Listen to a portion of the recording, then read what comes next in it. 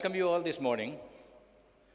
I'm sure those of you who came from the North American side of this country, I'm sure you're enjoying the beautiful weather of Hyderabad.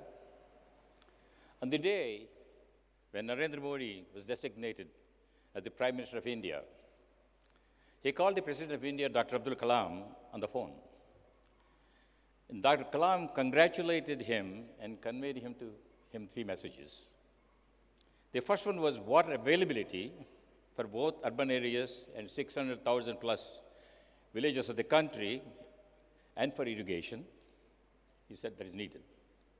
This is possible only by national smart water-based grid, ensuring water availability during drought time, and also managing water storage and distribution during the flood times.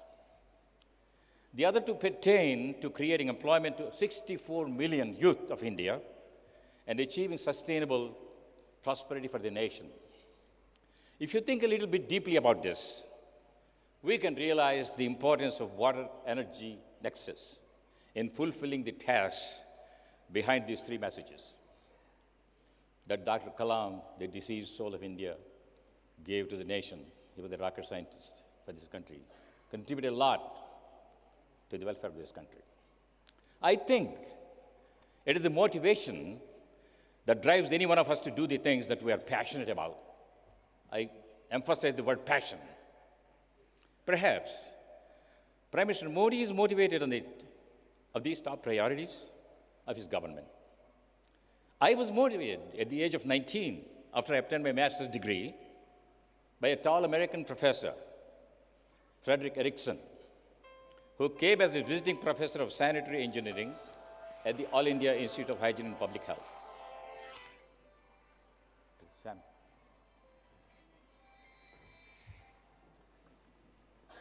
In West Bengal, Calcutta.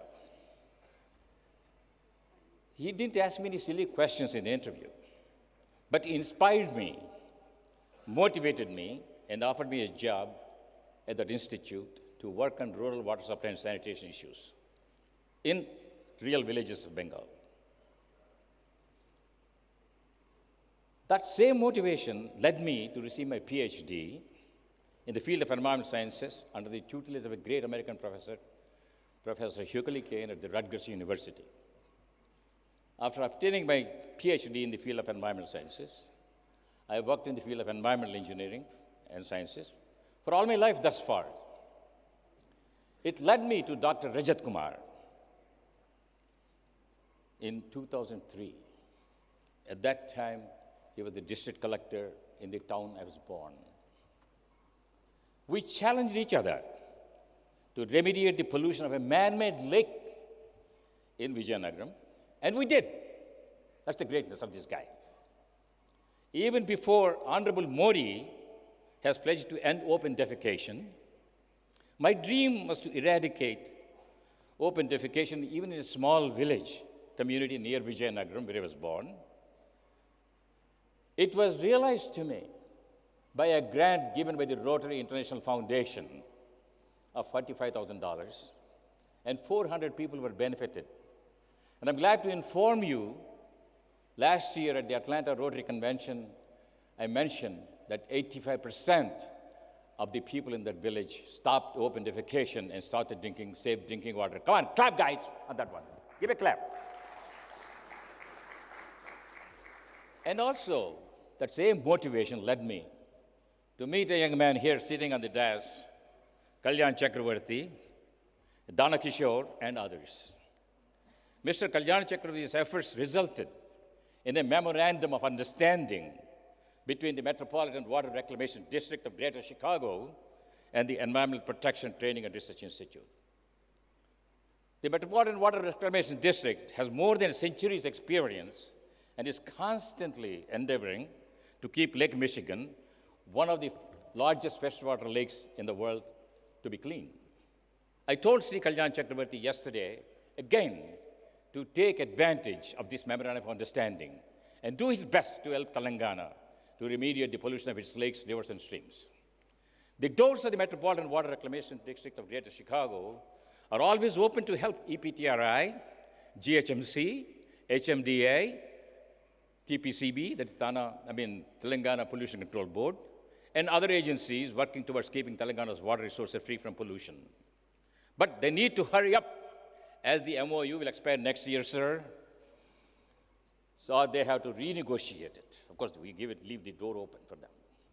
This conference is the result of a few motivated individuals of Indian origin living and working in the field of water resources and environmental engineering and sciences in the USA for decades.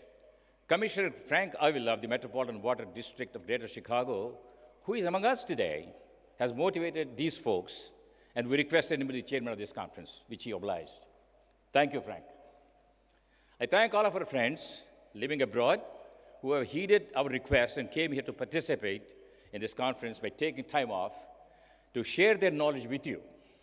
I thank EPTRI, TPCB, GHMC, and NIRD, National Institute for Rural Development, for encouraging us and supporting this conference.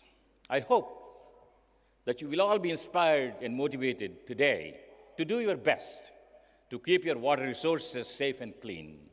God bless you all. The water warriors who came here to participate, that means you all, and the waters of Telangana and the rest of the states in India. Thank you, and God bless.